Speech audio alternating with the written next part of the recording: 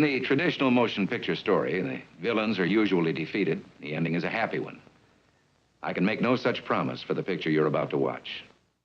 Mine eyes have seen the glory of the coming of the Lord. He is trampling out the vintage where the grapes of wrath are stored. Ronald Reagan was more than an historic figure. He was a providential man who came along just when our nation and the world most needed him.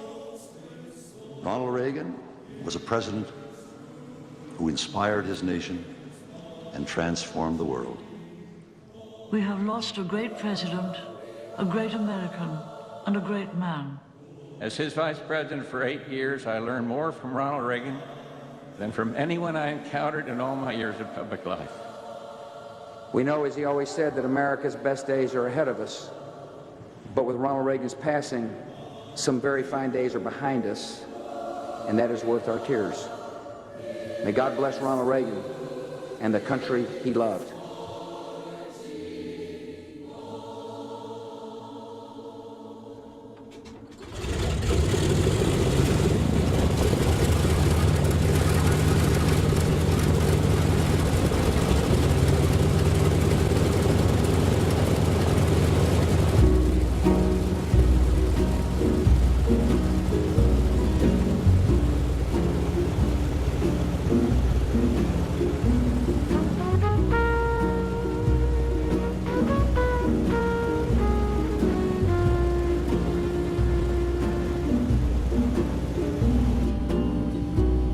Smile, though your heart is aching. Smile, even though it's breaking. When there are clouds in the sky, you'll get by. Ronald Reagan changed the conservative movement. He changed the Republican Party. Through that, he changed the country, and through that, he changed the world. Happy birthday, Ronald Reagan!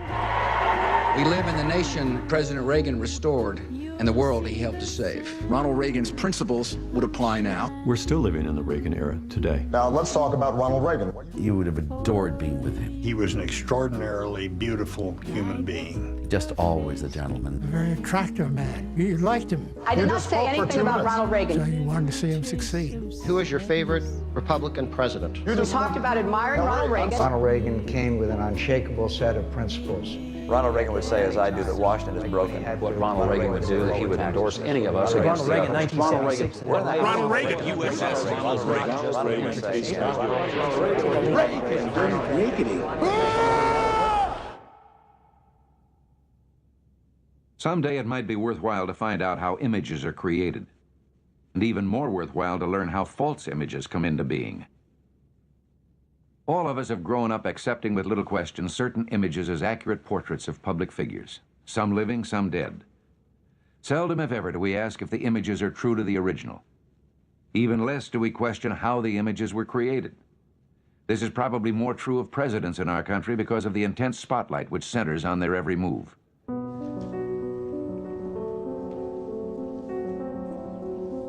Ronald Reagan is still seen through the prism of people's prejudices, either for or against. There's nothing wrong with America that together we can't fix. I don't think we know who the real Ronald Reagan is. We have plenty of testimony from people who served him, who say, I never understood what made him tick. Why don't you ask questions that can be answered yes or no? There was a kind of a wall or a veil between Reagan and everybody else. The old reactions and memories of Ronald Reagan are not gone, but faded, and history's judgment is yet to be made. Stand by, and action. Welcome, fellow Republicans. Brother Hibbert will read a report on our efforts to rename everything after Ronald Reagan.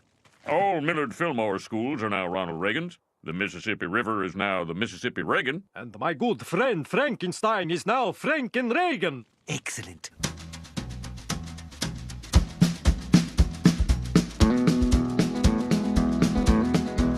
When name is Grover Norquist. I created the Reagan Legacy Project with the goal of naming things after President Reagan, something big in all 50 states, something significant in all 3,000 plus counties in the United States. It was our project to rename Washington National Airport Reagan Airport. I remember Reagan saying, stand up and fight for what's right, or sit back and let evil prevail. And to this day, I love him for his honesty and integrity, and I kind of wish he was here right now. I am Michael Reagan, the son of Ronald Reagan and his first marriage to Jane Lehman. In 2001, my sister Maureen was dying from melanoma. She says, I'm not going to be here much longer, and Michael, the legacy needs to continue. I promised my sister I would carry on the legacy of my father. Days and nights like this make me feel so happy that when I was available for adoption, the Carter family wasn't also looking. Washington, Jefferson, Madison, Abraham Lincoln. Ronald Reagan fits right in that line of American iconic leaders. And I'm lucky to be the executive director of the Reagan Legacy Foundation, promoting, celebrating the life, leadership, and legacy of Ronald Reagan around the world. On the road again. If you don't remind people who he was, a lot of people want to rewrite history. To recreate Ronald Reagan in their own image and likeness instead of what Ronald Reagan truly, truly was. Just welcome home. On the road again. My name is William Kleinecht. I've been a newspaper reporter for 25 years. I came to Dixon, Illinois, Ronald Reagan's hometown, to try and answer a very interesting question. Why it is that people in communities like this across the country continue to be so devoted to him, why they love him so much. Ronald Reagan helped to bring America back to its roots. Family, home, the community. He was a true American with great ideas, as you well know, like when he said, Mr. Gorbachev, tear down that wall.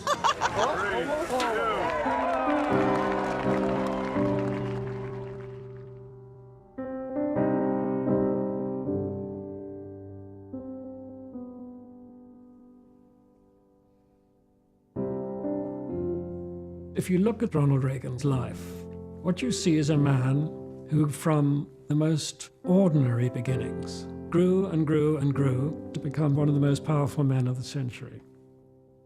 My father saw himself as a real child of America. He clearly had a love affair with America, that shining city on a hill business that he talked about. He really meant it. He really felt that. I think he was a man who saw himself as a quintessentially American kind of guy. I mean, here's a kid who grew up in, not fabulously wealthy circumstances by any stretch of the imagination. His father was a shoe salesman at the time when he wasn't drinking. The thing that is most interesting is that the successful child of an alcoholic is able to repress all of the tough stuff and concentrate on what's positive. I think those were formative years for him in a lot of ways.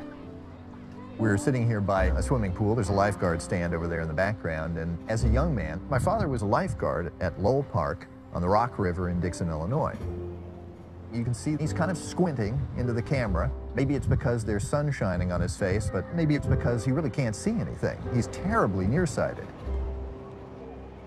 I've thought about this a lot just in relation to his life, not necessarily in relation to his governance or anything, but just what he was like as a human being and what informed his character. Over the course of 7 years, my father pulled 77 people out of that river. He grew up seeing himself as somebody who saved people's lives. I think that carried through into his later years as well, the sort of roles he liked to play in movies. He wanted to be the hero. What's your name? Gibb. George Gibb. You can take this all the way to the presidency.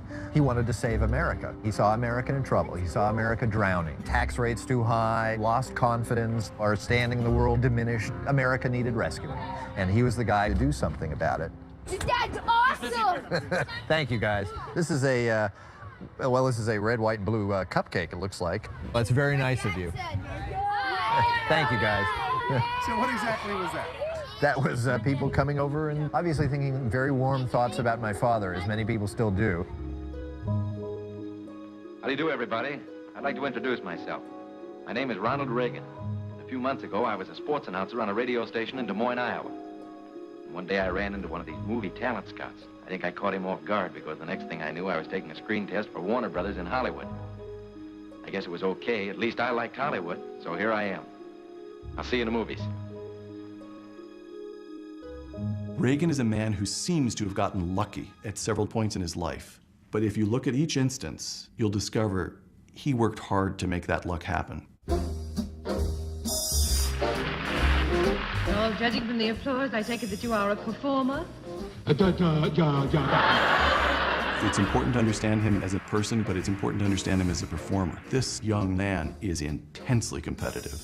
And you see that from the moment he leaves college. In the midst of the Depression, he talks himself into a good job as a radio announcer and becomes a regional celebrity while he's still in his 20s.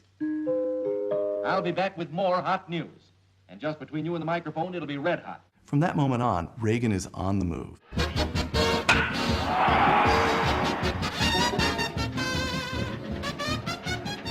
He went to Hollywood with the Chicago Cubs baseball team as a sportscaster for spring training. But at some point, Reagan decided to look up an old girlfriend, Joy Hodges. I can't give you anything but a song and a smile. And She got him a screen test at Warner Brothers, simply on the strength of his good looks. Hey, why don't you leave those off for a while? I think he always really wanted to be an actor. I've been waiting a long time to get even with you, you big stumble bum. He identified very heavily as a performer, as a craftsman. Randy! Where's the rest of me? Randy! Straight. Hollywood, when he first arrived there, was really the golden age. Stars, celebrities on every hand. Flashlights flashing, the crowd cheering. And a lot of the movies that were being made reflected America in a way that I think he would have approved of. Well, as soon as I can afford to build us a home, I aim to marry the girl. Marry her? My intentions are strictly honorable. He wasn't a great actor, but he's a good actor, and he was a very good-looking guy. I mean, you gotta admit, this is one good-looking guy. I'm the one they're all talking about. Did you see him? Delicious. I'd started as sort of an Errol Flynn of the bees. You don't seriously figure on getting away with this, do you? I made about 8 of those in 11 months. Don't you understand? All you have to do is send a telegram to Washington. I was brave, but in a kind of a low-budget fashion, you know. Think I'll lose, huh? Good luck, son. Most of those pictures were the kind where there was always a line where I put my hat in the back of my head and picked up the phone and said, give me the city desk. I got a story that'll crack this town wide open. Hello, JB. Boy, have I got a story. We interrupt this program to bring you a special news bulletin. The Japanese have attacked Pearl Harbor, Hawaii by air. Hollywood's most famous movie stars leave the film capital to help the national war effort. What's going on here? Reagan was a reserve officer at the beginning of World War II. He regretted extremely the fact that he did not see military action. But it really wasn't his fault. He was as blind as a bat. He was so blind that they figured out he wouldn't be able to distinguish a Japanese soldier from an American soldier at a distance of more than 12 feet. What's up? See something? Plane, all right. What sort of a plane? Friend or enemy? So that was it. He spent the rest of the war working in Hollywood at the First Motion Picture Unit. This is the Army Air Force's first motion picture unit. Here are produced training, operational, and inspirational films. Glad to have you with us, Lieutenant. Glad to be here, Major. We can certainly use you. We were waging a war against a demonic force in Nazi Germany, but we were making propaganda films, and Reagan was making propaganda films. How was the flight over? Well, I made it, sir, with the help of a P-40. You like our P-40s? Oh, yes, sir. It's a nice airplane. And Reagan came to see the power of the movies. I guess we'll hold Christmas service in this hole tomorrow. And the power of acting to move people. Take over the guns, Johnny. For most of his early career, of course, the enemy was fascism. It's Hitler and Mussolini and Imperial Japan. But then, as the war winds down and the late 40s and 50s are upon us, the new enemy is communism. Mary!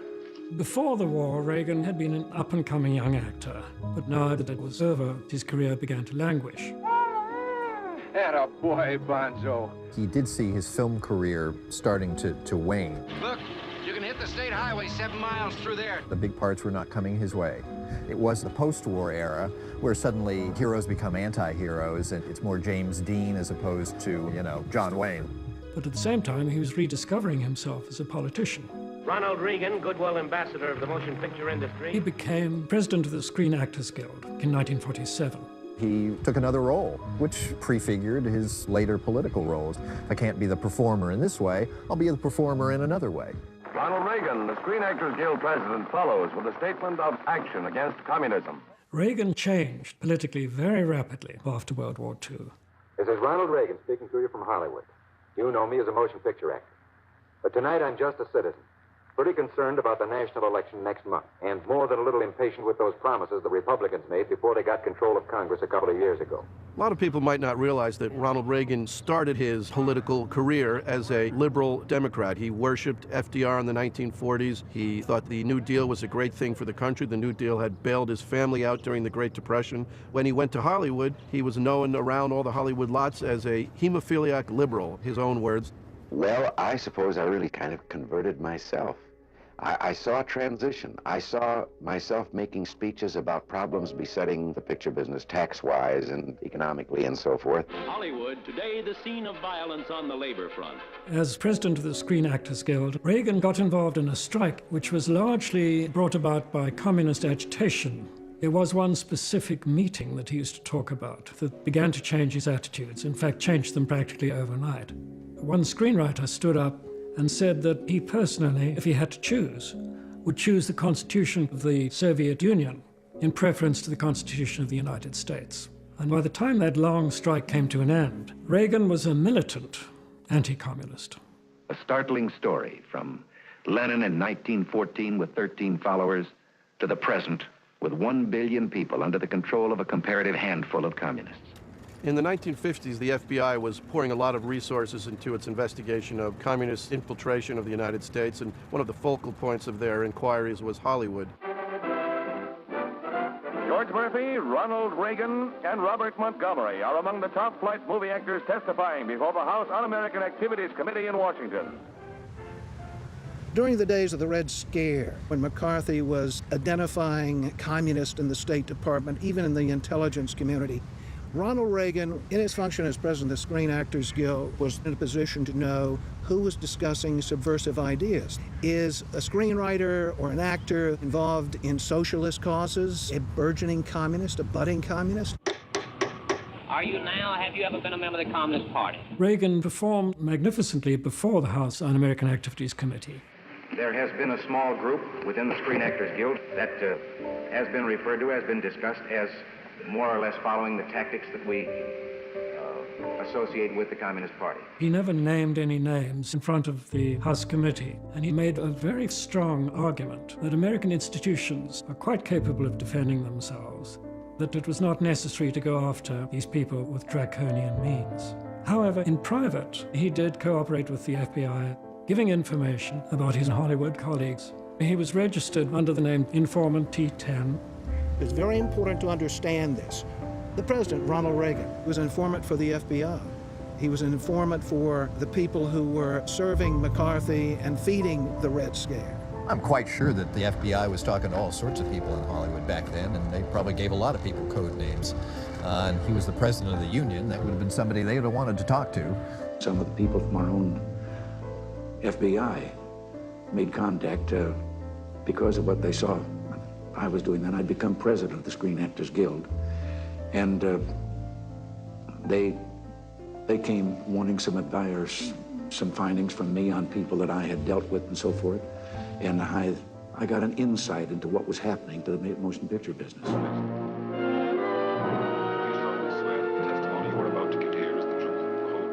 Mrs. Miller, we were hoping that you might work for us within the committee to uncover a communist connection.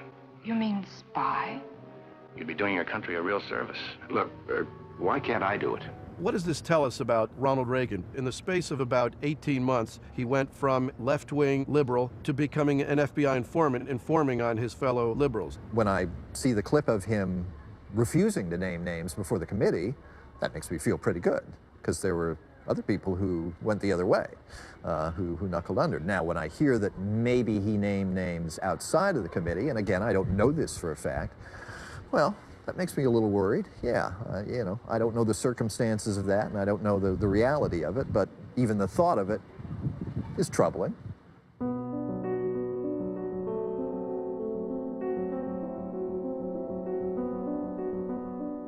Communism is neither an economic or a political system. It's a form of insanity, a temporary aberration which will one day disappear from the earth because it is contrary to human nature. My father took a very hard line with the Soviet Union. The Soviet Union was a tyranny. This is no civil rights. This is no human rights. This is no personal liberty. At the end of World War II, after the Soviets got the atomic bomb, America changed. We began changing as a people, as a society, as a country. We must learn to live in a world where we have the hydrogen bomb and the enemy of freedom has the hydrogen bomb. The threat of Soviet communism was both real and imagined, and the country was vulnerable in some ways to those who wanted to use that threat for their own political benefits. But it was real. What can we do in the face of this communist threat? Ronald Reagan realized that, he understood that, and the rest, as they say, is history.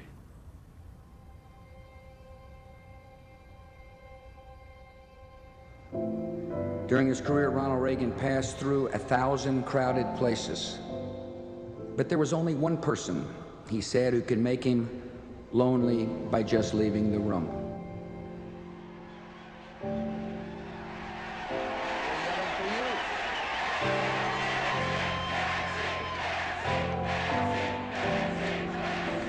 It was a love affair.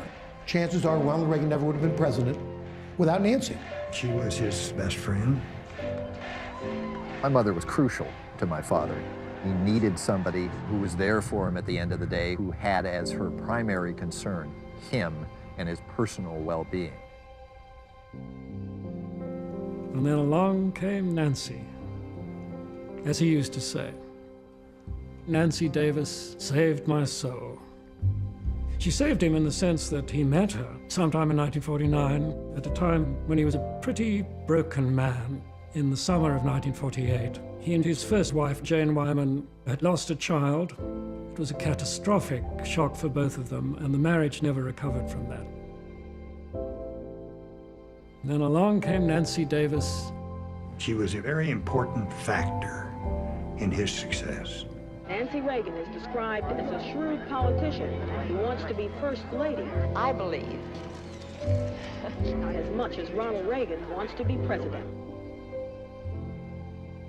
For all the sunny amiability that we think about when we think about Ronald Reagan, he didn't really have any friends. About the only one he had was Nancy Reagan. She mothered him, nursed him, and adored him, which was very important. He liked to be adored. She would have done anything for him, but she ended up having to make an awful lot of the unpleasant decisions that he really wouldn't face up to. Firing people, for example. Ronald Reagan couldn't fire people. I could ask Nancy to verify it for me. She watched his back at all times. She was his personnel director. She made the basic decisions as to who was around him, who was hired, who was fired. And the criteria she used was, will this person be working with my husband's agenda or their own agenda? For General Electric, here is Ronald Reagan. Oh, that's hot. Oh, it's not. Oh, but delicious. Everything's just right, isn't it, Patty? Yeah. Well, it's the easiest meal to make. My electric servants do everything. Well, that's part of living better electrically. I go out walking after midnight. In the 1950s, when his movie career had begun to slide, Ronald Reagan was far more successful as a salesman than he was as an actor. When we're on a Death Valley Day set, water's not handy. Our Exo waterless hand cleaner really cleans up for us. In Hollywood, he had formed an alliance with the Music Corporation of America, which was a talent agency. He'd done them a lot of favors while he was the head of the Screen Actors Guild. And they did him a favor by landing him a role with General Electric Theater. For General Electric, here is Ronald Reagan. Good evening. Tonight, George Sanders stars on the General Electric Theater. He began performing in their productions and eventually went to work for GE as a salesman. You can make your family's life much brighter. You will find your work much lighter. I see one. You know what this is? As can be to live better electrically. What is fascinating about the GE years is how he mutated from actor into corporate spokesman into politician. Ronald Reagan was a master salesman. He gradually became the ambassador of the company. He would go around the country giving speeches to GE employees. He had a certain speech that he gave, a free enterprise, private sector type speech. And he'd give it in Detroit, he'd give it in St. Louis. He crystallized some of his thinking because he had to sit down and think about it and write the speech and talk about it. I'm Ronald Reagan. I'm speaking to you now not as an actor endeavoring to entertain you, and certainly not as an announcer speaking for a sponsor. I talk as Ronald Reagan, American citizen. GE had 250,000 workers in 40 states, and the idea of sending GE's most famous face out into the plants to talk with the workers was really to give them a sense of belonging to the company. I've been privileged to meet people all over this whole country while I'm out on the road traveling on what I call the mashed potato circuit. They are not the masses, or as the elitists would have it, the common man. They're very uncommon. Individuals, each with his or her own hopes and dreams, and the kind of quiet courage that makes this whole country run better than just about any other place on earth. I think people don't realize just how critical the General Electric years were to making Ronald Reagan into Ronald Reagan. He spent 6 years in that job. A man's talents may be used for good or evil. Exceptional talents only widen the possibilities for both. Those 6 years give him the self-confidence and the skills that he later deploys when he becomes an overtly political figure. Well, he's learning to sell himself in a way other than being on the movie screen. He's learning to sell himself face to face in a room and to judge how is what I'm saying going over here. Are they reacting to this or not reacting to that? And he begins to hone his message. General Electric is one of the most successful corporations in the history of the world. And GE gave him an ideology, a very conservative, pro-corporate view that, the business of America is business, and this made sense to Reagan. Most of this ideology came from watching his mentor at GE, Lemuel Boulware, who may have been the greatest labor negotiator of all time. People just now are kind of realizing what a critical figure this little-known GE executive was, because he really came up with the idea of trying to change the politics of the blue-collar American. What he wanted to do was wean blue-collar workers away from the New Deal politics of Franklin Roosevelt and trade unionism and towards a new politics of anti-communism, patriotism, progress in the defense of our nation, and the need for a strong defense, because, of course, GE was in the defense business.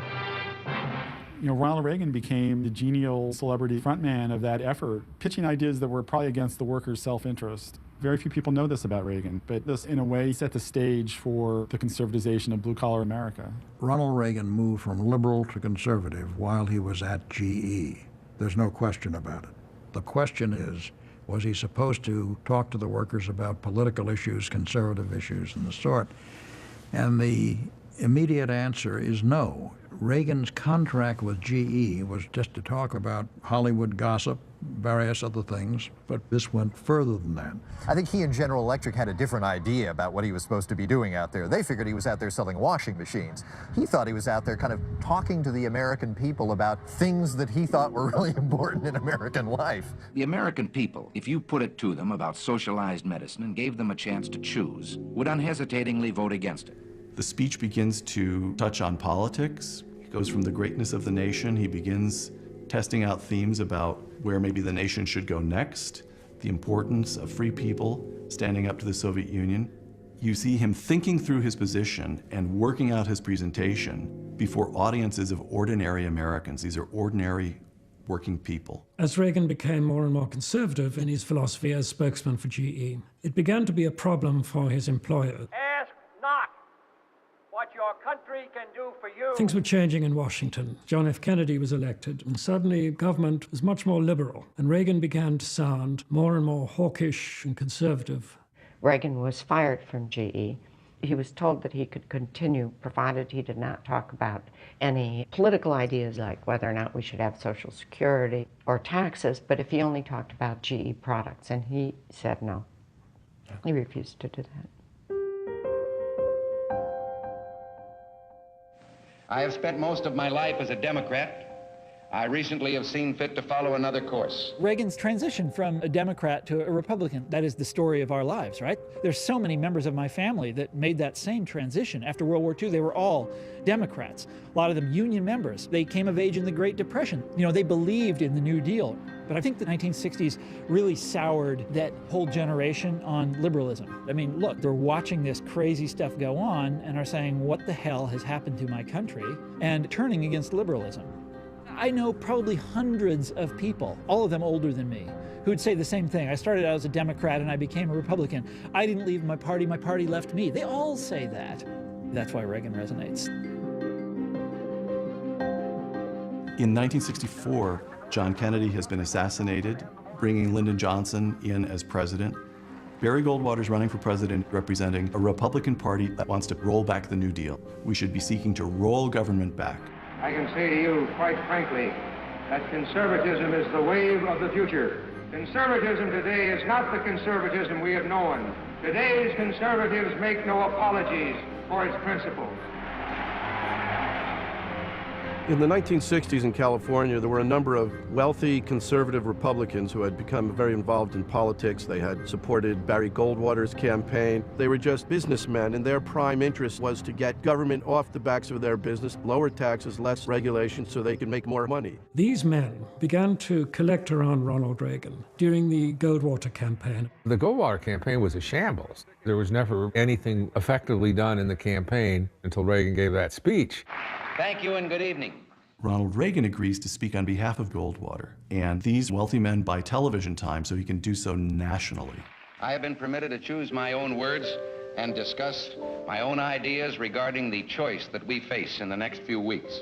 And Reagan gives the speech. What we Reaganites, if you talk about the speech, everybody knows what you're talking about. It's that 1964 speech. We're at war with the most dangerous enemy that has ever faced mankind in his long climb from the swamp to the stars. Reagan had been honing this speech for years and years and years, and this was Reagan's moment. And it's been said if we lose that war, and in so doing lose this way of freedom of ours, history will record with the greatest astonishment that those who had the most to lose did the least to prevent its happening. Reagan performed so brilliantly when he made that speech that it had the ironic effect of making him seem presidential rather more than Barry Goldwater. You and I have a rendezvous with destiny. The so-called Time for Choosing speech in 1964 had two basic elements to it. One was this ferocious anti-communism. The other part was really a strong attack on the welfare state. This was the beginning of the culture wars in this country. You had a conservative working class element that didn't like what it was seeing, and from the ashes of the Goldwater campaign, which failed miserably, Ronald Reagan became their voice. I saw him make a speech in 1964 for Goldwater. I said, there's the man that should be running for president, and there's the man that we need for president. I like the way he takes a firm stand on things and the way he goes about them. He has the same type of feeling with the people that John Kennedy had, I think. He's the hope of America. A lot of the things he said were the same things that Barry Goldwater was saying. When Reagan said it, it was much more palatable. You and I have the courage to say to our enemies, there is a price we will not pay. There is a point beyond which they must not advance. At that point, I think a lot of people in California, moneyed interests, the kind of people that back politicians, took a look at him and said, you know, this guy's got something here. We can do something with him. Thank you very much.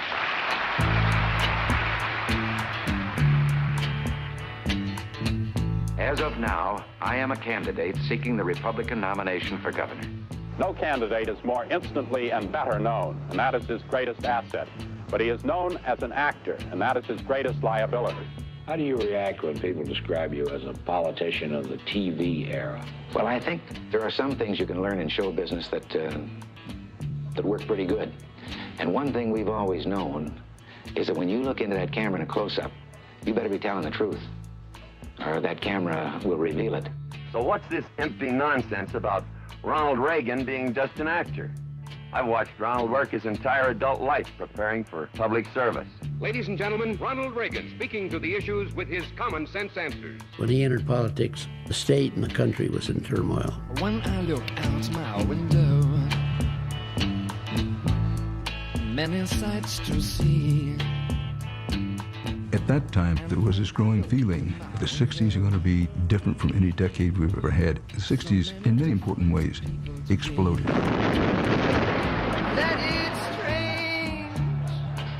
The country was deeply divided over race, the Vietnam War. It was hippies and drugs and free love and the pill. And my father was right on the front lines of that giant culture shift that was the 60s, where suddenly you were questioning authority. His generation, not that big on questioning authority.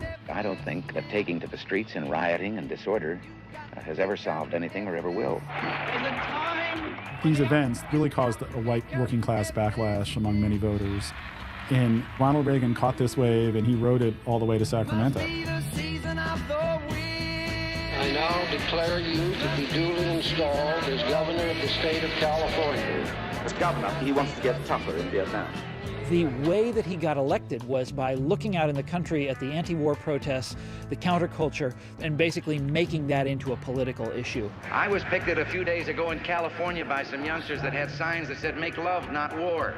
Trouble is, they didn't look like they were capable of doing either. This fellow that was doing the talking had a haircut like Tarzan, he walked like Jane, and smelled like Cheetah. When he becomes governor, not only are the kids of California, i.e. the students, say, on the UC campuses, fomenting rebellion and questioning authority, within his own family, that was starting to happen. And like a lot of parents, they don't know what to make of this. 3 rock and roll bands were in the center of the gymnasium, playing simultaneously all during the dance. And all during the dance, movies were shown on 2 screens at the opposite ends of the gymnasium. These movies were the only lights in the gym proper. They consisted of color sequences that gave the appearance of different colored liquids spreading across the screen. He's the authority, and young people who he thinks of as just kids are basically saying, fuck you. Reagan responded to protest really in basically one way, obey the rules or get out. I am sick and tired of the argument about whether some effort to enforce law and order is going to escalate anything at all. Plain truth of the matter is this has to stop, and it has to stop like the day before yesterday. And it's going to be stopped whatever it takes. He was ultimately willing to send the National Guard down onto the campuses to crack down on demonstrators. I would like to propose that the issue is that on the campuses, you, who are adults, you who are entrusted with those young people and their guidance, have a responsibility to make it plain to them from the very beginning that you yourselves do not tolerate the kind of conduct that has led to the burning of Wheeler Hall, that has led to 2 murders on the campus of UCLA. You've created an atmosphere on the campus where no one wants to listen. You are a liar. Listen to. Now, don't you talk about political speeches. Don't you make a political speech of that kind. And It's funny because, we think of Reagan as being the sunny optimist. That was the image he certainly cast as president. But the Ronald Reagan of the mid-1960s was often an angry man, and voters responded well to that. With other politicians in these culture war issues, somehow you always got the feeling this was just so much politics. This was a way to get elected. Reagan believed. Reagan was the real deal. He really did seem to think politics was this kind of populist contest between average, hardworking, everyday Americans and this obnoxious Eastern liberal elite. And it worked. He wasn't in the governorship 2 years, and some national people came and started talking to him about running for president.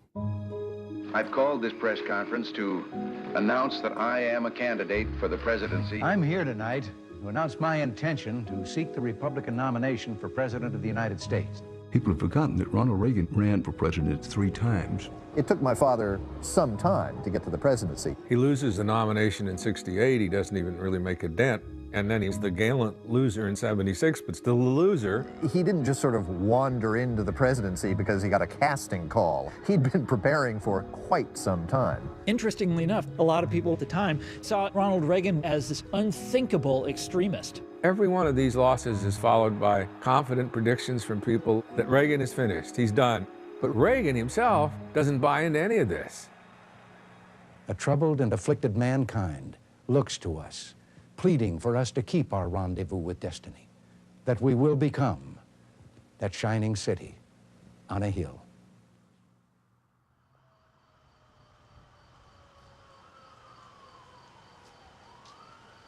My name is Andrew Basovich. I served in the U.S. Army for 23 years. I served in Vietnam, served in Germany, served briefly in the Persian Gulf. I was a soldier when Reagan was the commander-in-chief. I mean, he was my commander-in-chief.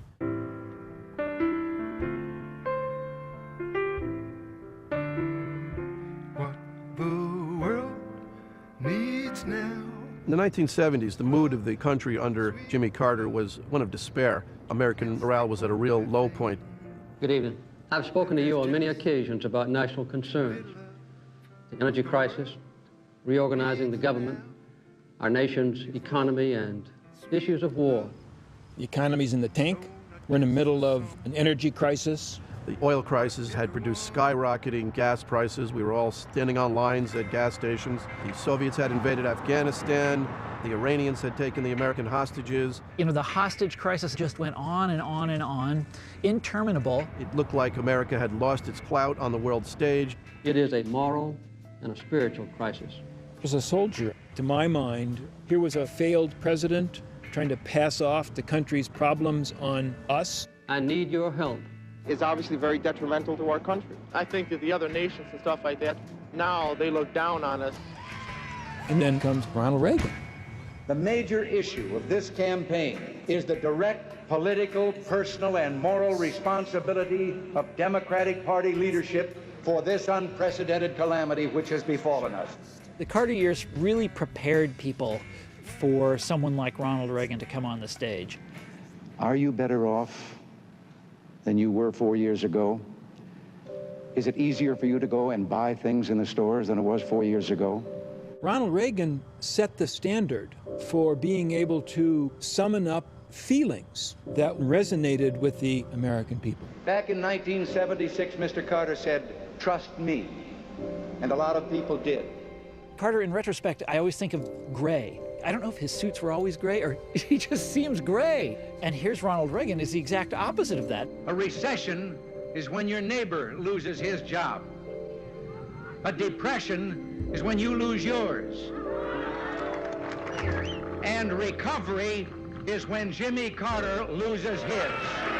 It's about personality, a lot of it, and just how you're coming across. And my father just blew him out of the water that way. The 1980 presidential election was certainly one of the major turning points in American history, because you had in Ronald Reagan a man that many in Washington saw as so extreme. In behalf of more than 30 million evangelical Ronald Reagan believes the fundamentalist Christian vote is crucial. Thank you very much. I happen to believe that when you interrupt a pregnancy, you are taking a human life. Reagan for Shaw! Reagan for Shaw! One of the big concerns about him was that he would be seen as unfair in economic policies. What are you going to do? What are you going to do? What are you going to do for us? I'm trying to tell you. And as a reckless cowboy in his foreign policies. We don't really care whether they like us or not. We want to be respected. We campaigned on a platform of peace through strength. We were going to rebuild America's military, which we thought had deteriorated significantly under the administration of Jimmy Carter. When Reagan appeared on the national political scene, the army in which I had served in Vietnam was in enormous disarray, demoralized. To those of us within the officer corps, he was the savior. Do you really think Iranian terrorists would have taken Americans hostage if Ronald Reagan were president? Do you really think the Russians would have invaded Afghanistan if Ronald Reagan were president? Do you really think third-rate military dictators would laugh at America and burn our flag in contempt if Ronald Reagan were president? One of his favorite quotes from Tom Paine was, "We have it in our power to start the world all over again." It's time to move forward again. Time for America to take freedom's next step. That was Reagan. We have it in our power to begin the world over again. You may find yourself living in a shotgun shack. Ronald Reagan was a stage campaign, and he offered a new hope to the Republican Party. The extent of the network coverage is unparalleled in television history. Reagan's campaign meetings are expensively stage-managed spectaculars. Yes, I would like very much to go to Washington. This is a man whose time has come.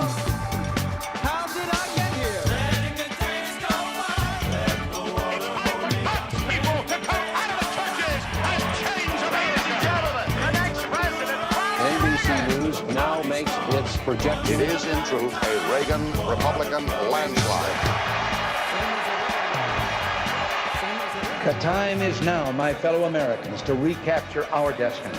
Together, let us make this a new beginning.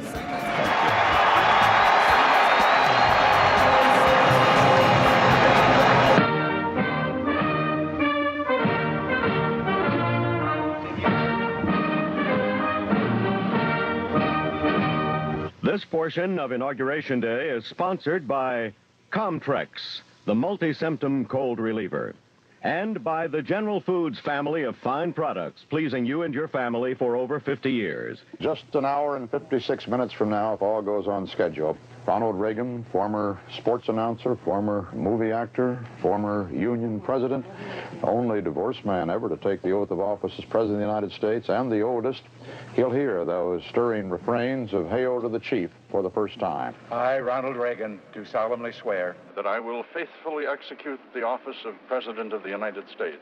that I will faithfully execute the office of President. Good evening. 41 minutes after Ronald Reagan was sworn in as this country's 40th president, the American hostages in Iran began their flight to freedom. We should remind our viewers that, first of all, this is coming live and direct from Algiers, Algeria. Well, when Reagan was giving his inaugural speech, there was essentially kind of almost a split-screen moment in American history. As Ronald Reagan took the oath of office, within minutes, the hostages were to fly out of Tehran. So help me God. Reagan's inauguration really set the tone for his presidency of this president who had good fortune.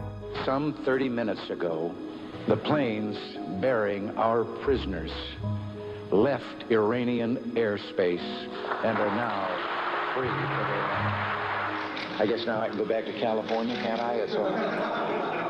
He had really done nothing to bring about the release of these hostages. That was negotiated in the waning days of the Jimmy Carter administration, and yet these events established a mood.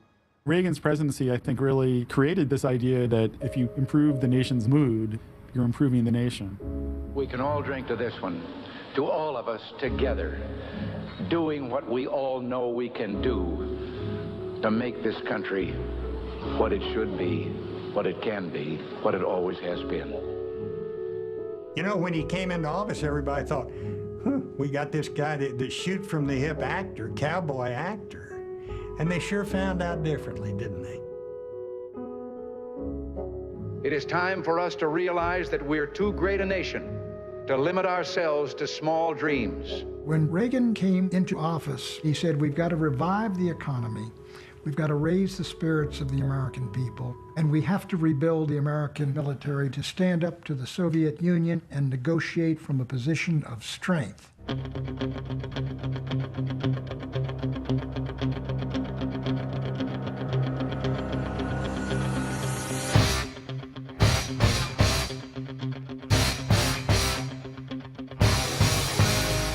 Ronald Reagan became president at a time when the Soviet Union was on the march on every continent. Remember that Reagan was an anti-communist first and a politician second. Reagan pushes forward this view that the Soviet Union is this evil empire that must be confronted very aggressively. Remember, we had a Democratic House of Representatives we had to deal with. So some of the things that he wanted to do, we couldn't get done. He was on the razor's edge of danger in terms of public opinion. Reagan decided that he was going to put dealing with the Soviets on the back burner, that his presidency wouldn't succeed if he didn't do something about the economy in his first year in office.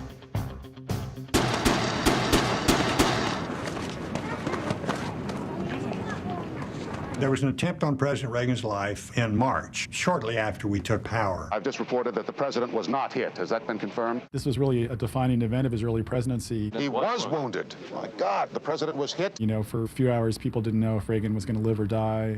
The surgeons said that his last remark before he underwent anesthesia was he wanted to make sure that all of them were Republicans. They said that today everyone is a Republican. The assassination attempt on President Reagan was one of the major factors in his becoming a popular president. Not just because he survived, but the way he handled that. Took shots that could have killed him and survived it with grace and elan.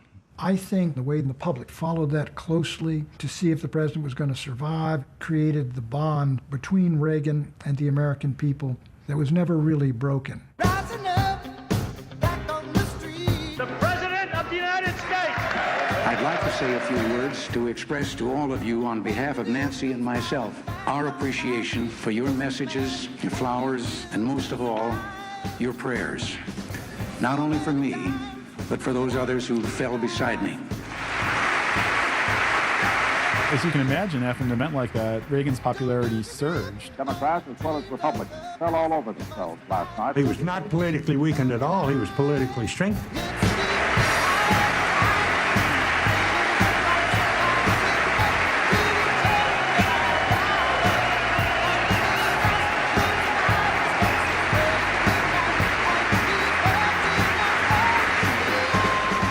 I have come to speak to you tonight about our economic recovery program and why I believe it's essential that the Congress approve this package. The sympathy for Reagan. That's the key. Was so great. And he used that. He was very clever. He used it, and they went right to work, and next thing you know, they had given him all the stuff he wanted. Thanks to some very fine people, my health is much improved. I'd like to be able to say that with regard to the health of the economy. There was a strategy. Less regulation, lower tax rates, get inflation under control. If you do those things, you may have a short-term problem, but in the longer term, you'll have a strategy that works. People forget the fact that when we came into power, the top marginal tax rate was 70%.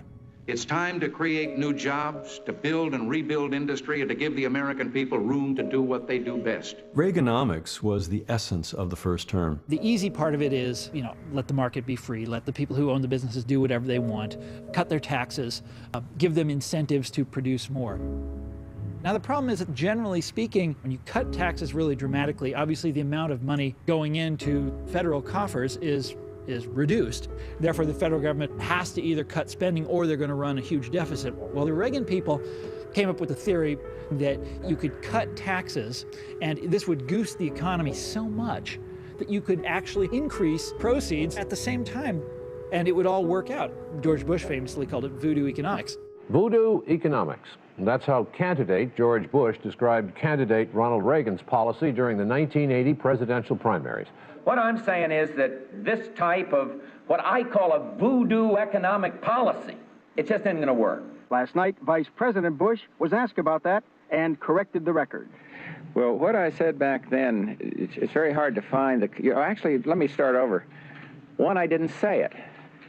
Nobody, every network's looked for it, and none can find it. It was never said. There was a fundamental falsehood at the core of Reaganomics. This was the famous Laffer curve proposed by economist Arthur Laffer. Reaganomics literally is, as far as I'm concerned, it is the provision of incentives to the marketplace to allow the economy to perform its functions properly. Dr. Laffer, would you draw your curve for me and explain how it works? Sure. In a very simple sense, if you tax people who work and you pay people who don't work, don't be surprised if you find a lot of people not working. Hello, is that so complicated? The Laffer curve was presented as an intellectual support for the idea that reducing taxes would produce more revenues. I mean, if you tax rich people and give the money to poor people, you're going to have lots and lots of poor people and no rich people. And that was, I think, considered by most people a pretty extreme interpretation of what would happen. Ronald Reagan gave us a prototype. Low taxes, less regulation, limited spending. That's the model. He created an economic miracle. It's clear that recovery is strengthening and spreading throughout the economy. And as Al Jolson would have said, you ain't seen nothing yet. You cannot be fair in your historical evaluation of Ronald Reagan if you don't look at the terrible damage his economic policies did to this country. Many people say that Ronald Reagan made America strong again, that America had been greatly weakened in the 1960s and in the 1970s, and Reagan helped to rebuild American prestige, its economic power, and then put it back on the path to growth. But the real benefits, and also the tremendous costs, really only became clear more recently. The essence of Reaganomics was a massive transfer of wealth towards the rich and away from the poor. The Reagan administration, by cutting taxes overwhelmingly for the wealthiest and the corporations, set in motion arguably the single greatest government-led transfer of wealth in history and in the direction of the top 2% of the country. Ronald Reagan did cut taxes, and of course the US began to have a series of dangerous and increasing budget deficits. This week, America became a debtor nation for the first time since the First World War. Unemployment at 9%. America is struggling through the worst recession. Reaganomics is based on this notion of so-called trickle-down economics, that cutting taxes for the wealthiest Americans benefits everybody. Trickle-down economics is if you feed the horse enough oats, the sparrow will survive on the highway.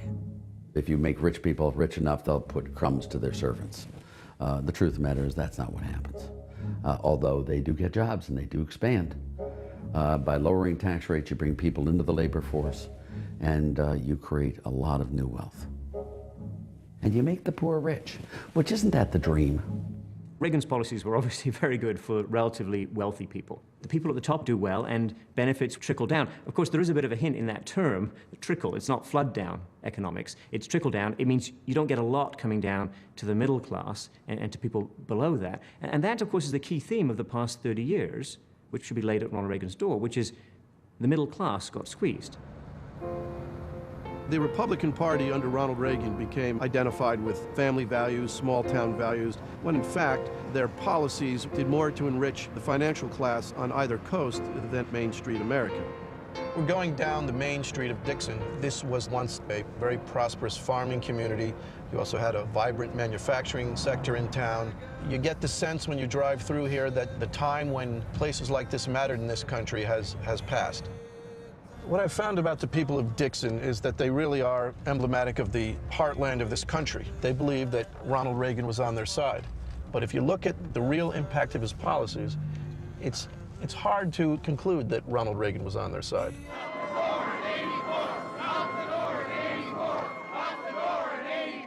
People need work. He's not addressing our needs at all.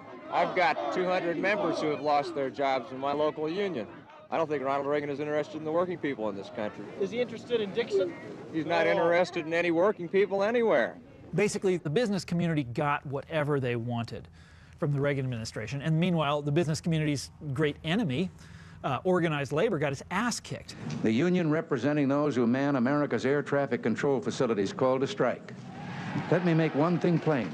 If they do not report for work within 48 hours, they have forfeited their jobs and will be terminated. It's ironic, of course, since Reagan was himself at one time a union leader, but the effect that his administration had on organized labor in this country was devastating. They said it and they meant it. The administration warned that if the air controllers didn't go back to work by today, they would be fired. This was basically the signal to corporate management in America that it was, open season on labor. If you look at what he did with the air traffic controllers, he fired them. And if you looked at union activity as a share of the labor force, it dropped like a stone. God bless him. The main idea that Ronald Reagan had was that the government was bad. Too much government just got in the way of private business, and he wanted to step back from that. Ronald Reagan changed America, above all, through deregulation. I put a freeze on pending regulations and set up a task force under Vice President Bush to review regulations with an eye toward getting rid of as many as possible. Reagan made deregulation a good thing, a political virtue. He made regulation seem like a bad thing that only socialists do. So Reagan really stood for let the private sector take over, let the market decide, and that's a message that has really resonated with many people over the past 20, 25 years. Reaganomics was sold as less government. In other words, less spending and less taxes. But there was a fundamental deception about that, because there was only less spending in certain areas. I'm sure there's one department you've been waiting for me to mention, the Department of Defense. It's the only department in our entire program that will actually be increased over the present budgeted figure. The cuts were only in relation to social spending, education, welfare, food stamps, that sort of thing. Enormous increases in military spending. He told the Secretary of Defense to order what was needed and not to worry about the budget. Pentagon spending would reach $34 million per hour. I think one of the signal accomplishments of President Reagan was that he restored America's pride and confidence in itself and in its ability to project power responsibly across continents and across oceans.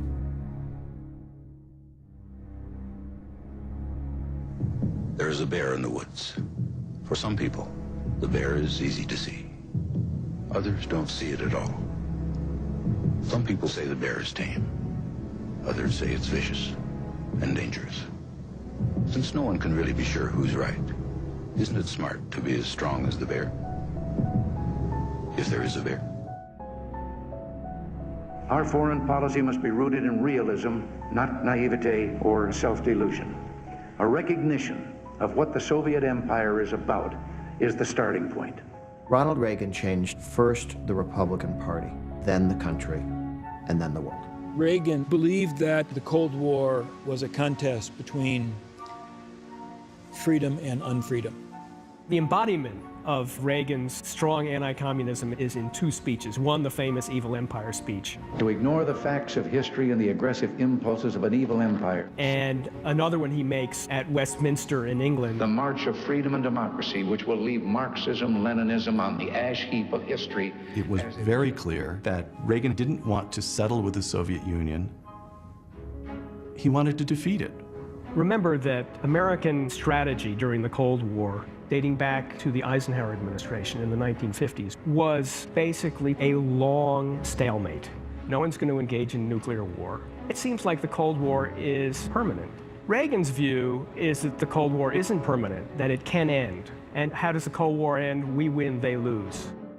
For 2 years after Reagan came into office, the U.S. had virtually no relations at all with the Soviet Union. And people began to get very scared. A nuclear freeze movement took off like wildfire. The big question about that whole era was who was right about the true nature of the Soviet Union. There were some people in the CIA back in the 70s who were seeing signs of the Soviets in decline. They were having economic problems. They were falling way behind in terms of technology, in terms of where the West was going. But the Reagan side, and really embodied by him, is a different one.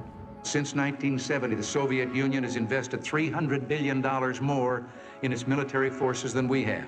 Notwithstanding our economic straits, to allow this imbalance to continue is a threat to our national security. I mean, the best form of defense spending is always wasted. Whenever you find yourself in a situation where you have to use your military hardware and prowess, that's a clear sign you didn't spend enough. And Reagan, Star Wars, and all that, the whole purpose of that was so that we wouldn't have to use it. This strategy of deterrence has not changed. It still works. But what it takes to maintain deterrence has changed. I have approved a research program to find, if we can, a security shield that will destroy nuclear missiles before they reach their target. They called it Star Wars. He thought that there could be the construction of a missile shield that basically laser beams that could shoot incoming nuclear missiles out of the sky. You know, Reagan's idea might have come from a movie that he was involved in the early 1940s called Murder in the Air. Well, it seems the spy ring has designs on the greatest war weapon ever invented, which, by the way, is the exclusive property of Uncle Sam. Yeah, well, what is it? The inertia projector. It wouldn't kill people. It would destroy weapons. It wouldn't militarize space. It would help demilitarize the arsenals of Earth. It not only makes the United States invincible in war, but in so doing promises to become the greatest force for world peace ever discovered.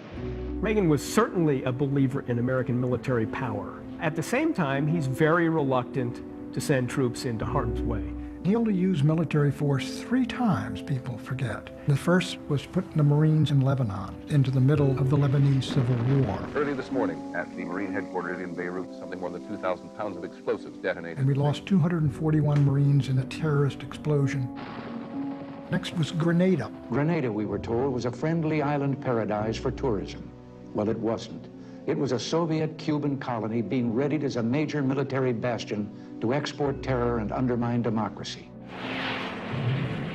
And the third time he attacked Gaddafi's Libya when they blew up the discotheque in Berlin. He was not a manic interventionist, but he saw the United States challenged by what was indeed a worldwide communist conspiracy, which had as its great objective defeating Western civilization and the United States and changing the world in its own image.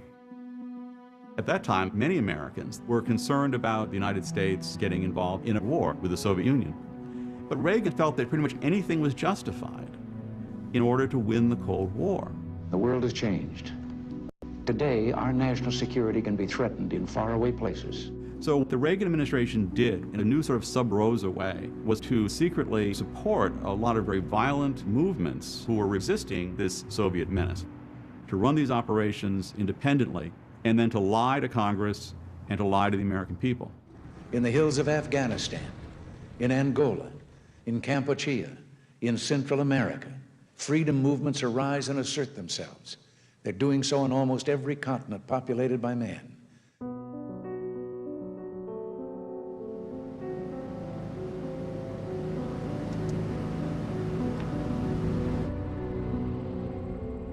People are always more complicated than the images that grow up around them, the mythology that grows up around them. You know, my father was both, you know, smarter and better than many people on the left think he was, and less the giant that many people on the right think he was. My fellow Americans, I've thought long and often about how to explain to you what I intended to accomplish. But I respect you too much to make excuses. The fact of the matter is that there's nothing I can say that will make the situation right. I was stubborn in my pursuit of a policy that went astray.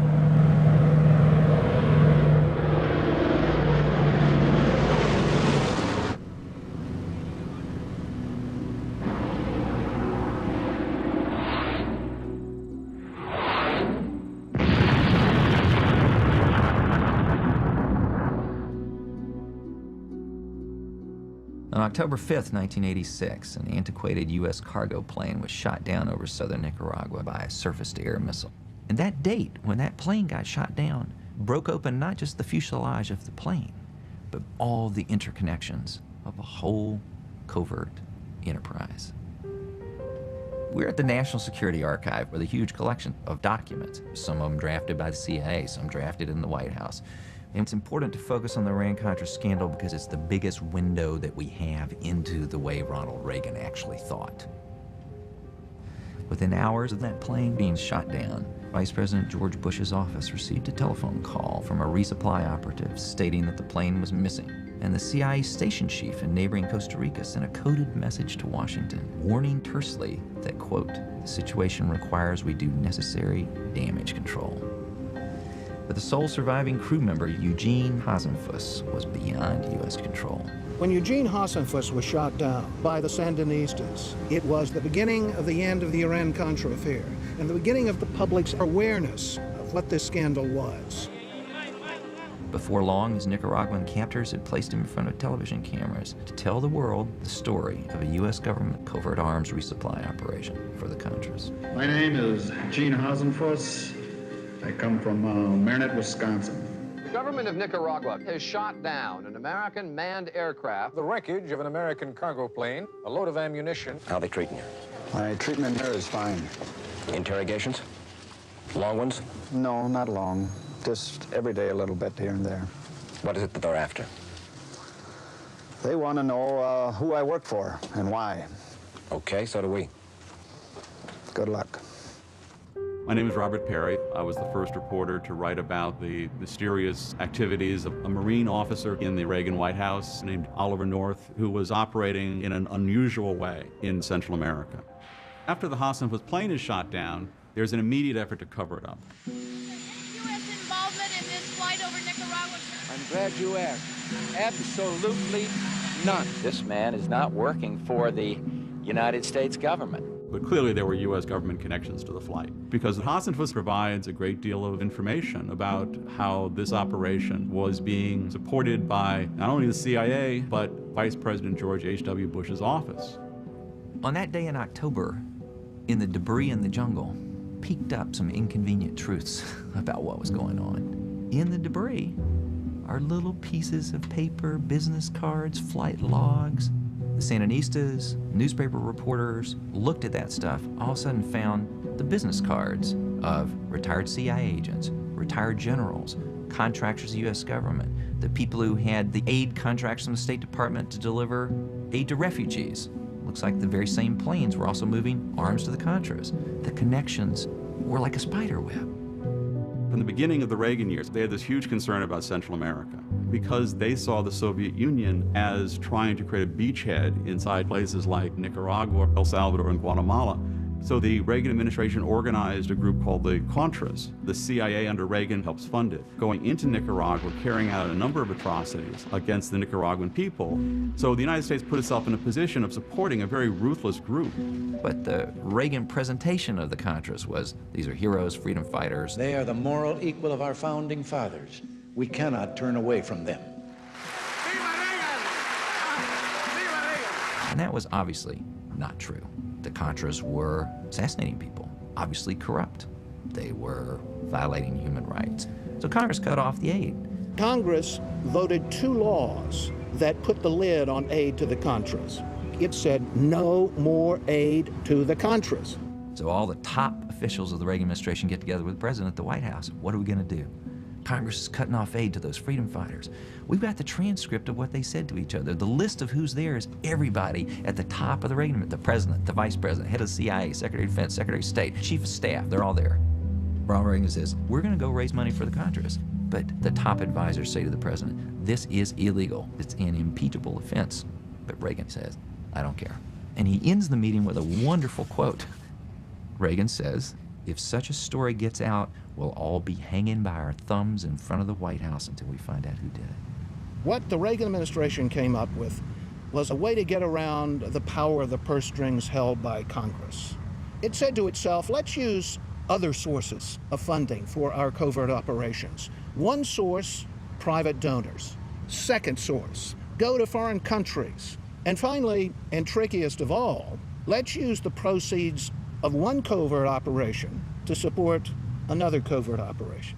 At that point, while we had inclinations about Oliver North's role in Nicaragua, I wasn't aware that he was sending weapons to Iran. That comes out in November of '86 when a Lebanese newspaper first writes that story.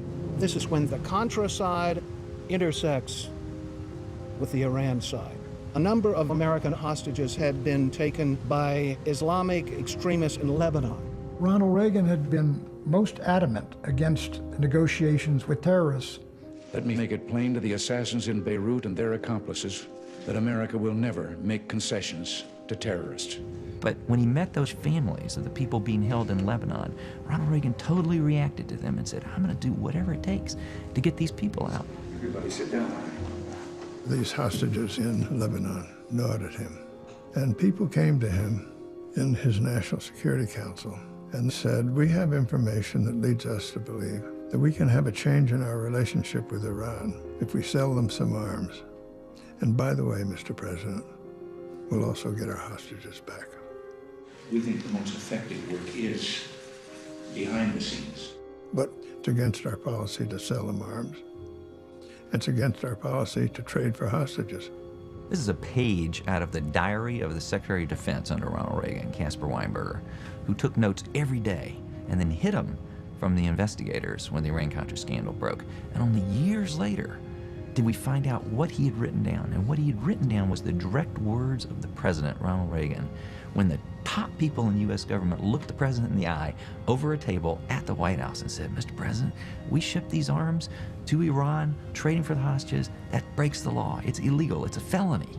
The president says, I can deal with charges of criminality, but I can't deal with the American people. Think a big, strong President Reagan, I didn't do everything I could to get those hostages out. Whether it was the right thing or the wrong thing to do, it was motivated in his mind, I'm quite sure, by that sense of, I'm the lifeguard. It's my job to get these people back. They're Americans, they're my people. You know what? We're a nation of laws. If the president can break the law, then we're not a nation of laws anymore.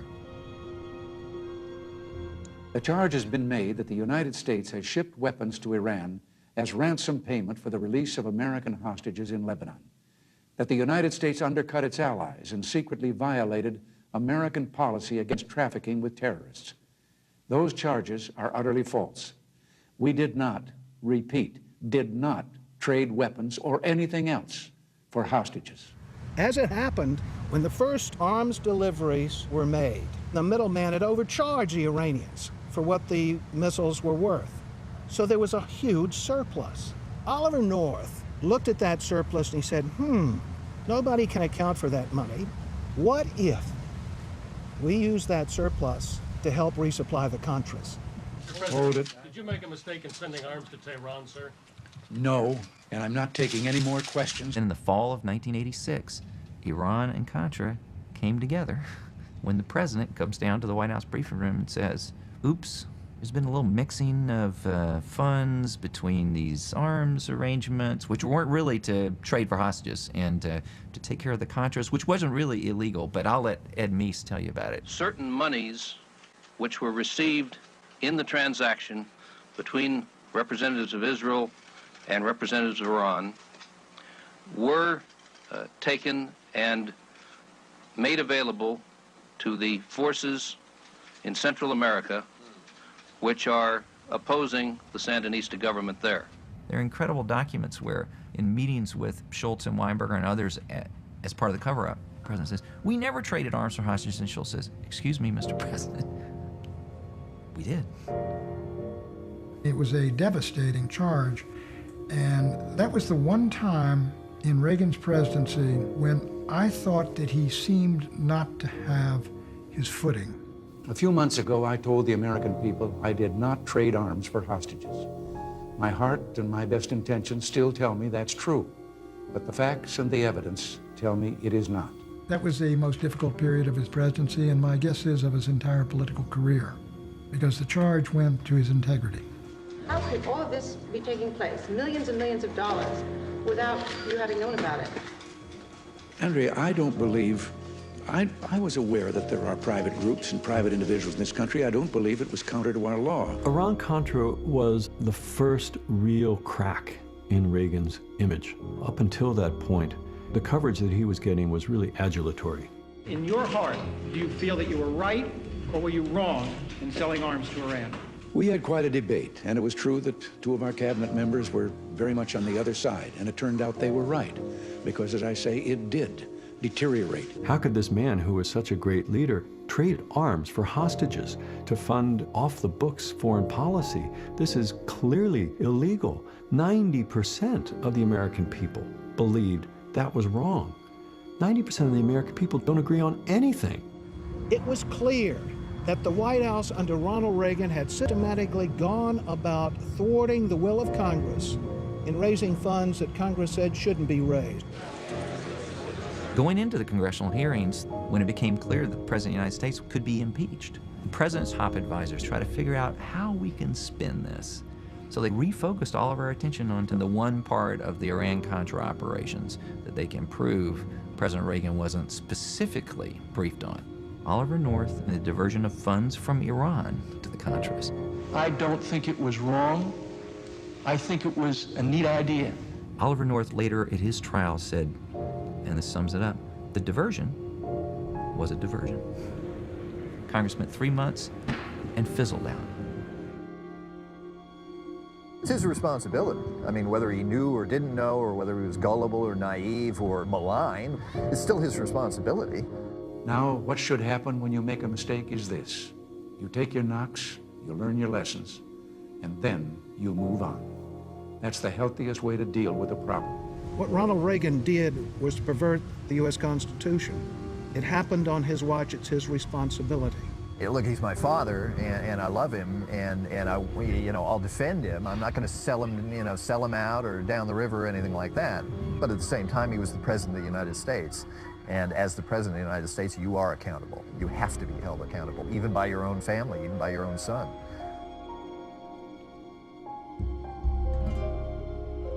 I'm Edmund Morris, and I spent 14 years researching and writing the life of Reagan with his cooperation. How did your thing with Mr. Morris work? Or did he just ask if he could do that, or?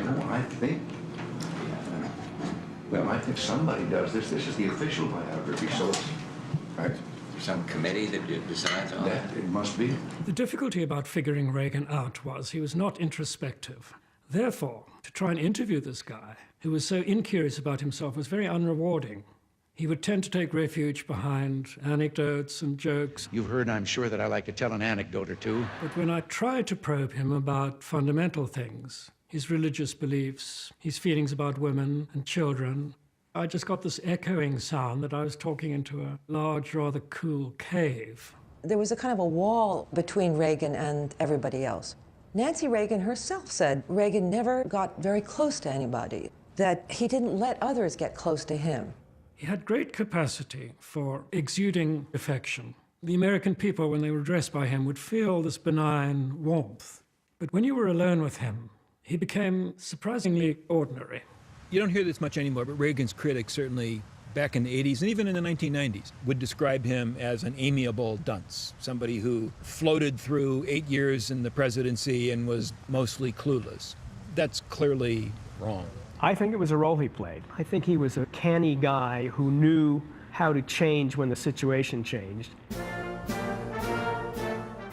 Well, I hope I've answered your questions as best I could, given the very little that I know.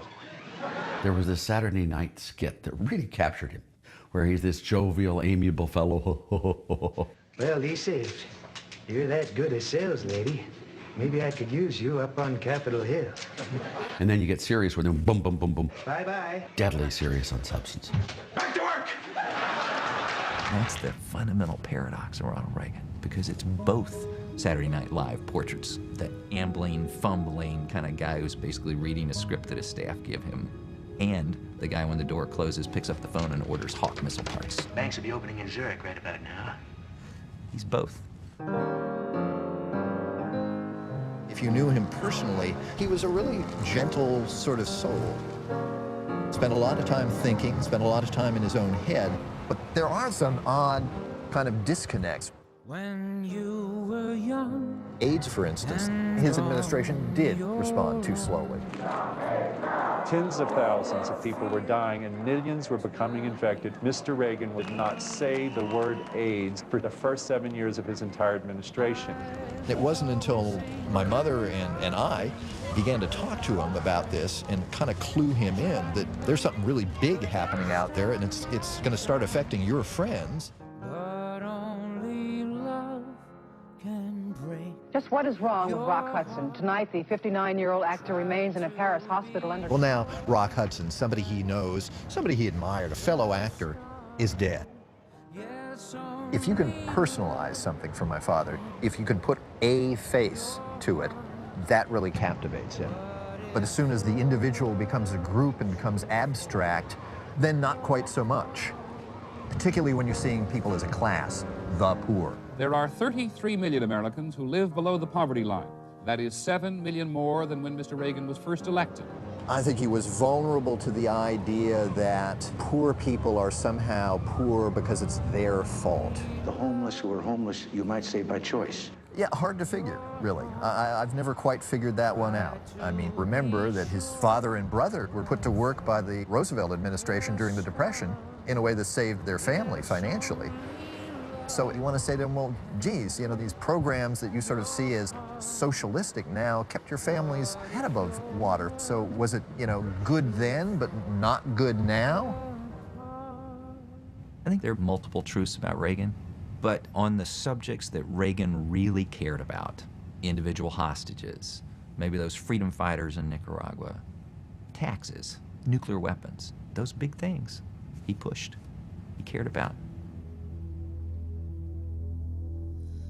Hast du etwas Zeit für mich? Singe ich ein Lied für dich von 99 Luftballons auf ihrem Weg zum Horizont. Denkst du vielleicht grad an mich? Dann singe ich ein Lied für dich von 99 Luftballons und dass sowas von sowas kommt.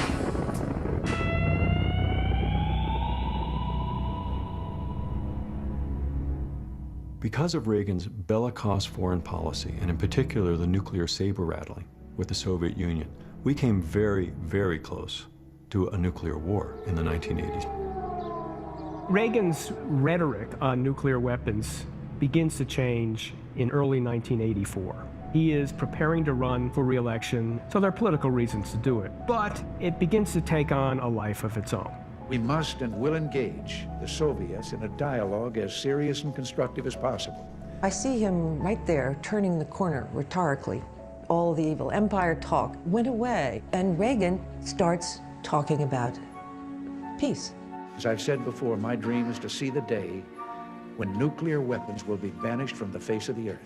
During Reagan's first term, there were a series of 3 old presidents of the Soviet Union, Brezhnev, Chernenko, and Andropov, all of whom died in short order. And then along came Gorbachev.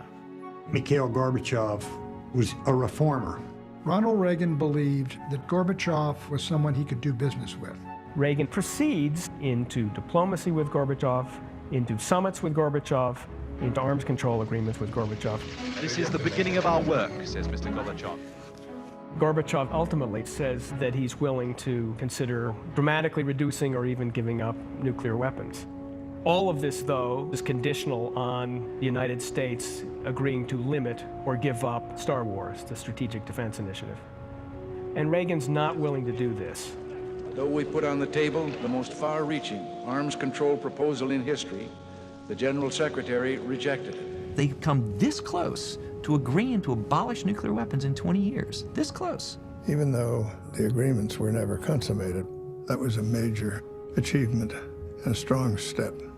The Cold War was going to end, but it ended the way it did, with a whimper, not with a bang, in part because Reagan had the wit to respond to gestures that Gorbachev was making.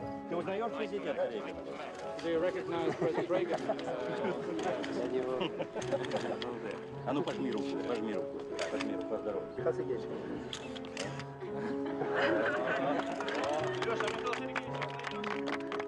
In the spring of 1987, as a speechwriter for President Reagan, I was assigned a big speech. At one point I put, Herr Gorbachev, machen Sie diese Tor auf. And my boss said, Peter, when you're working for the President of the United States, give him those big lines in English. Mr. Gorbachev, tear down this wall. I come to Berlin as so many of my countrymen have come before. This city, of all cities, knows the dream of freedom. It's amazing when we started this journey about honoring my father that we would be in Berlin, in this place, the Checkpoint Charlie Museum, where in 1982, my father jumped over the white line and then jumped back because he didn't believe there should be borders. You know, when Ronald Reagan gave that speech, hard as it is to believe today, he was getting a lot of criticism from American conservatives, saying that by talking to Gorbachev and by having these summit meetings like the Reykjavik summit, that he was an appeaser on the scale of Neville Chamberlain. And yet that speech has become the centerpiece of the conservative legend of how Ronald Reagan won the Cold War. And he was the one to make sure they were able to finally become free. That basically he said, Mr. Gorbachev, tear down this wall, and 2 years later the wall came down. When of course the reality of how the Cold War ended is much more complicated than that. To me, it's the core of how much of what people know about Ronald Reagan today is mythological. If people will listen to where I stand on the issues, I think they'll find out that this is a false image that is being created, or they're attempting to create, with regard to me. That seems to be the modern dialogue in politics. Not to dispute you on what you honestly believe, but to create a false image, to invest you with beliefs that aren't yours. Ronald Reagan said, we're going to have such a strong military, we'll outcompete the Soviets, and he did. He said we're going to have such strong families that the values of Americans will shine as an example for the entire world to see, and he did that. Yes, a giant mythology has developed. What we believe in is what Ronald Reagan did. Developed by people who want to control the direction of national affairs. Who is your favorite Republican president? Ronald Reagan. Easy one. Grover Norquist and his allies are myth makers. They're trying to finish a revolution they feel Reagan started. Reagan, of course. Oh, yeah, of course. Well, he's a name that's worth invoking. I remember when Ronald Reagan... They want to impute to him qualities that he didn't possess. Profound wisdom, deep religiosity, love of all human beings. Reagan was much more muted than that. The GOP's purity test, the draft resolution written as a tribute to President Reagan, but frankly, even he wouldn't meet all of these qualifications. He raised taxes, he grew the deficit. You know, there's a long list of things people say Ronald Reagan did that in some cases are just the exact opposite. His name is invoked, for example, to back up the current anti-immigration policies of the Republicans. When in fact, Reagan created amnesty for 2.6 million illegal immigrants. I believe in the idea of amnesty. I can't tell you the number of candidates I've seen who said that their reason for getting into government was they want to reduce the size of government like Ronald Reagan did. What people don't realize is that the size of the federal government actually grew under Ronald Reagan. The number of federal employees grew. Ronald Reagan's legacy is complicated, and I think by trying to understand the complexities of Reagan and his presidency, instead of the mythological version of Ronald Reagan, it gives us some better ideas about how to move forward as a country. Ronald Reagan as an idea, as an ideology, as an intellectual tradition is very powerful. And sadly, particularly with regard to the financial sector, very dangerous. Uncle Sam is feeling the pinch of a failing economy. The federal budget deficit will be more than $1 trillion next year. The reason, for example, why we continue to struggle with our budget deficits is because Ronald Reagan legitimized them. Now, if you think that having uncontrolled deficits is okay, or even a good idea, or even something we put over on the rest of the world, then perhaps you feel good about Reagan. But the evidence consistently around the world is if you run a big budget deficit, it catches up with you. And it doesn't matter how good you make people feel about your country. It doesn't matter whether you talk grandly on the international stage. In the end of the day, can you pay your bills? I've been asked if I have any regrets. Well, I do. The deficit is one. Reagan was flesh. He was not marble. He was an impressive and successful president for the most part, but he was not a god. And to turn him into a marble idol, to have his name inscribed on airports and monuments in all of the 50 states and on $50 bills, is turning him into an icon for the convenience of the modern conservative movement.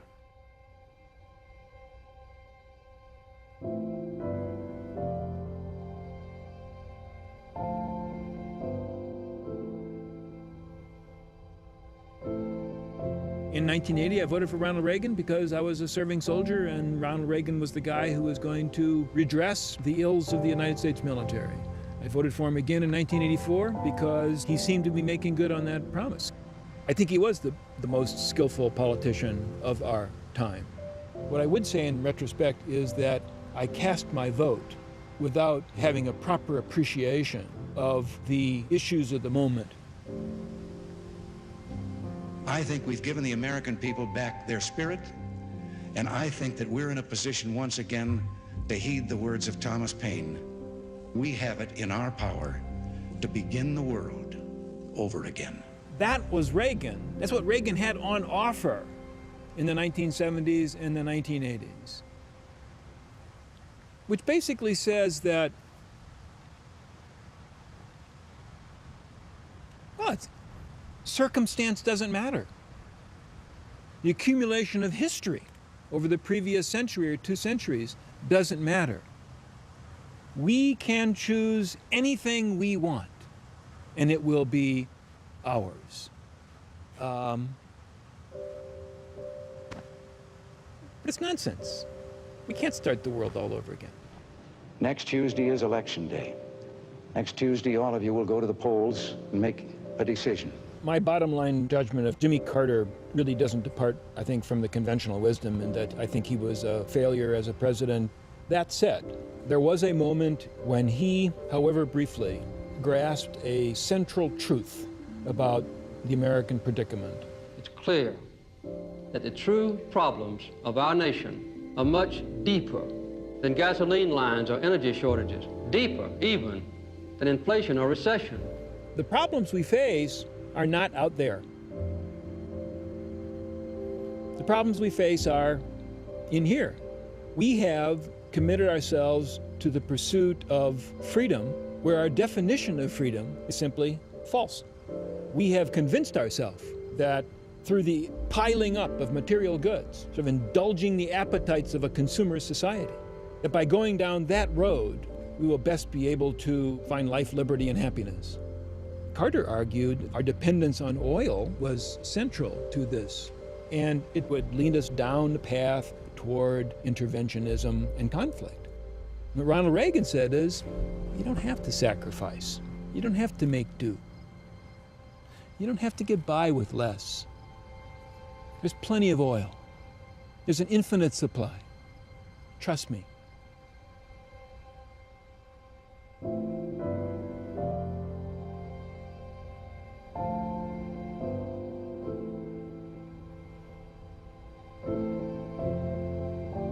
In his final letter to the American people, Dad wrote, "I now begin the journey that will lead me into the sunset of my life."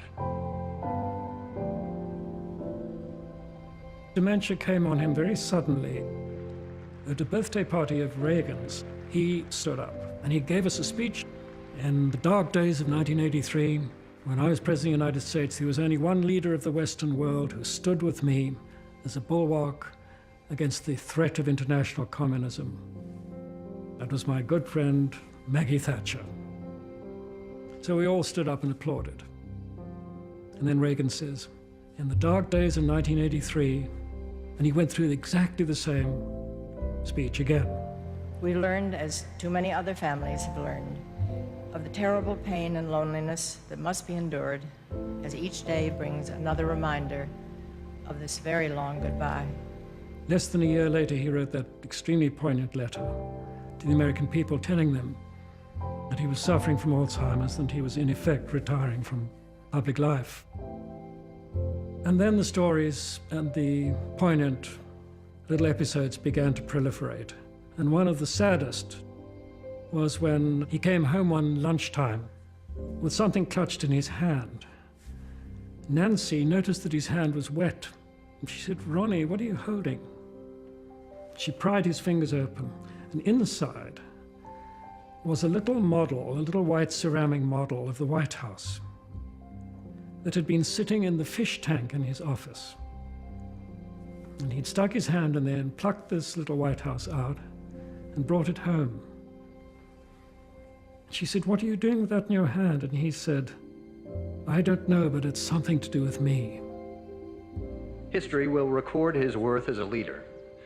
We here have long since measured his worth as a man. Those of us who knew him well will have no trouble imagining his paradise. Golden fields will spread beneath the blue dome of a western sky. Live oaks will shadow the rolling hillsides. And someplace, flowing from years long past, a river will wind towards the sea. He will let the river carry him over the shining stones. He will rest in the shade of the trees. Our cares are no longer his. We meet him now only in memory.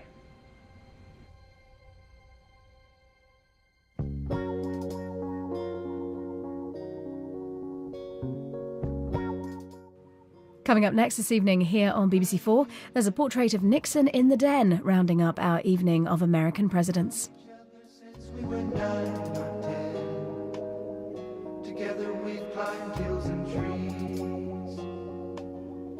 learned of love and ABC, skinned our hearts and skinned our knees. Goodbye, my friend, it's hard to die.